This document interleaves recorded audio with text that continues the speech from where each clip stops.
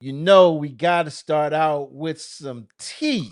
And Jasmine's going to bring that to us on Jasmine's tea. Jasmine tea. Yes, I don't get my tea today. It's okay. We're gonna act like my water is my tea.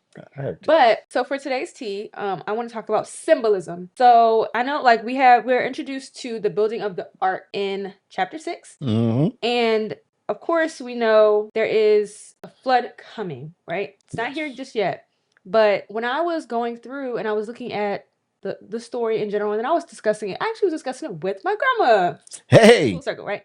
And we were talking about how God provides, He equips us with whether it's like tools or situations or avenues or paths or something that allows us to be saved by grace. So, and it's so interesting because the ark is such a big like it's a very physical, it's a physical, real, like tangible symbol in this case, but sometimes it's not as straightforward as that. It's not something you can see, touch, like something very literal. Sometimes it's a little bit more, it's a little deeper, something that you have to think about, something that's not, what is it? What's the word for it? I can't think of it. If it's not tangible, what is it? Intangible.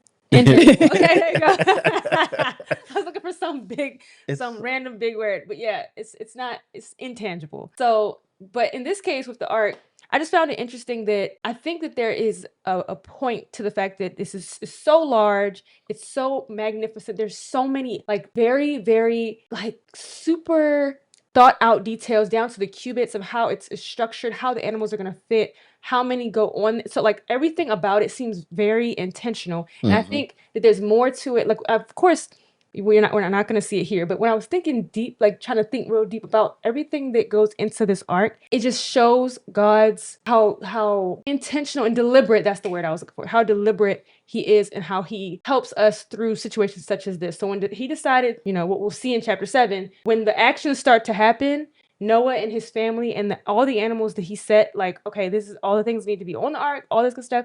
They are saved in such a magnificent way. Like, it's just such a large act that God allows to happen. And it proves how He looks out for us in ways that is just unimaginable. And that's on a big scale, but it happens on micro scales every day in our lives. Like, for example, I was just having this conversation with somebody a few days ago.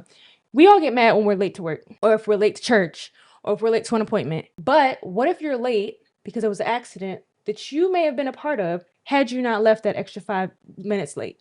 What if there had been, oh my gosh, I keep tripping up this step. Bust your head if you hadn't tripped at the bottom. Like it's just so many little like micro things that I don't think we consider in our lives. And those are like just examples. But it plays out in our lives in different ways, depending on who you are, circumstances, and all those good things. And I think we have to start considering those little micro things because it's super easy to be appreciative for the big, giant acts that we see God doing. But start analyzing your life and being thankful and grateful for His intervention and His equipping of you when it's happening on smaller scales.